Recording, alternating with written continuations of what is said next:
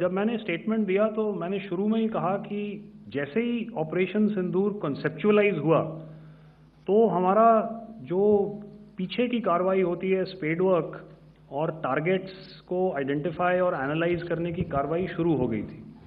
मैंने जब स्टेटमेंट दिया तो मैंने बताया कि बहुत सारे थे, हमने 21 दिखाए होंगे और भी हैं, लेकिन वो लिस्ट फिल्टर करते करते 21 तक पहुंची। अब क्या आगे एंगेज किए जाएंगे? अगर ज़रूरत पड़ेगी तो ज़रूर एंगेज किए जाएंगे, लेकिन मैंने बताया कि इस समय जो इंट एजेंसीज ने हमें बताया कि फलाने कैंप में प्रेजेंस है, हमने उनको एंगेज किया। कुछ नाम मैंने लिए, कुछ नाम अभी पुख्ता किए जा रहे हैं। मैंने आपको बताया कि जो इंट एजेंसीज ने अभी तक असेसमेंट किया है उसमें उन्होंने कहा है कि तकरीबन 100 से ज़्यादा मारे गए हैं। और एक आज आपने तस्वीर भी देखी कि काफ़ी प्रोमिनेंट जो फ्यूनरल था, काफ़ी प्रोमिनेंट एक जो हस्ती हैं वो ऑर्गेनाइज कर रहे थे, और उस फ्यूनरल में और कौन कौन लोग अटेंड कर रहे थे वो तो आपने देखा ही। तो आप लोग सब समझदार हैं और मुझे ये कहने की ज़रूरत नहीं है कि इन लोगों को कहाँ से सपोर्ट मिल रहा है।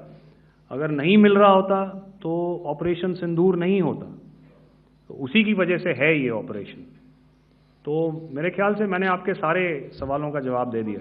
ऑपरेशन सिंदूर में हमारी जो इंडियन नेवी है उसके बारे में सर थोड़ा सा बताएं कि किस तरह की उसकी भूमिका रही, क्योंकि हमने इस दौरान सर देखा कि बहुत सारी स्पेकुलेशन भी रही और ये बोला गया कि कराची तक हमारी नेवी ने ऑपरेशन किया है। तो सर इस पे थोड़ी सी क्लैरिटी चाहिए। और सर हमने कौन कौन से फाइटर एयरक्राफ्ट डाउन किए हैं, अगर उसका भी थोड़ा सा क्लैरिटी मिल जाए तो अच्छा रहेगा। तो मैं आपका पहले सवाल का जवाब दूंगा। I will make few sentences and leave it for your imagination.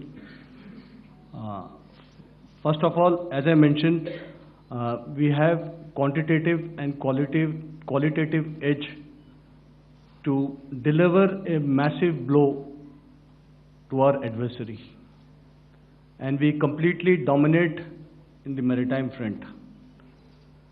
Indian Navy's action is part of the escalation ladder mechanism which we have worked out amongst 3 services. This time, if Pakistan dare take any action, and Pakistan knows it, what we are going to do. Okay. आपके सवाल का जवाब मैं पहले दे चुका हूं। आपके सवाल का जवाब मैं पहले दे चुका हूं, इसलिए मैं बस उस तक ही सीमित रखूंगा और इतना कहना चाहूंगा कि आने वाले दिनों में आपको खुद ही पता चल जाएगा, और ऐसी बातें छुपी नहीं रहती हैं, तो पता चल जाएगा। So at this time we'll just let it be. Okay, ladies and gentlemen, we have 1 or 2 more questions, sir. So please, we are they are going to be outside. You can speak to them there also. 104. Sir, can you give a number of assets we lost, because there's been a lot of speculation going on, international media writing a lot of things about our platforms, including Rafale. I mean, Pakistan claiming that Rafale has been downed, etc. Can you put that question to rest and clarify on that? I guess that question is for me. All right, I'm happy that you've asked this question. You know, we are in a combat scenario, and losses are a part of combat. The question that you must ask us, okay, and indeed that we must ask ourselves, you inclusive, is, have we achieved our objectives? Have we achieved our objective of decimating that terrorist camp? And the answer is a thumping yes. And the results are for the whole world to see. As for the details, what could have been, how many numbers, which platform did we lose? You know, at this time, I would not like to comment on that, because we are still in a combat situation. And if I comment on anything, it will only be advantage adversary. So we don't want to give him any advantage at this stage. all I can say is that we have achieved our objectives that we selected, and all our pilots are back home. Thank you. Okay, hold, please don't, please be civil here. So we'll have 220 now.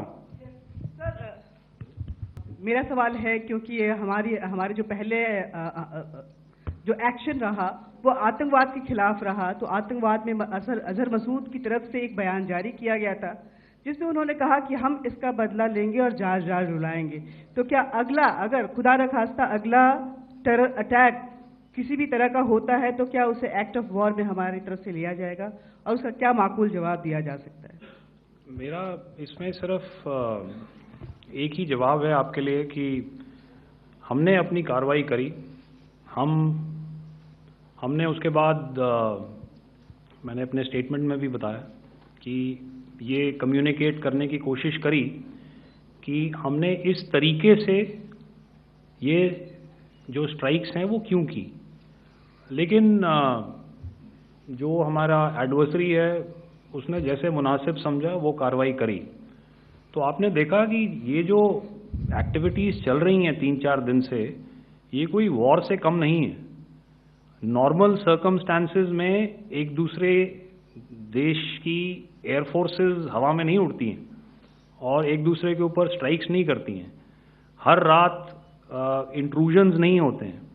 Line of control पर cease fire violations, आपके एक साथी ने सवाल पूछा था शुरू में, एक सीज फायर अंडरस्टैंडिंग था, वो भी जा चुका है। उस सीज फायर अंडरस्टैंडिंग के जाते जो फायरिंग हो रही है लाइन ऑफ कंट्रोल में, उसमें घुसपैठ की कोशिश हो रही है।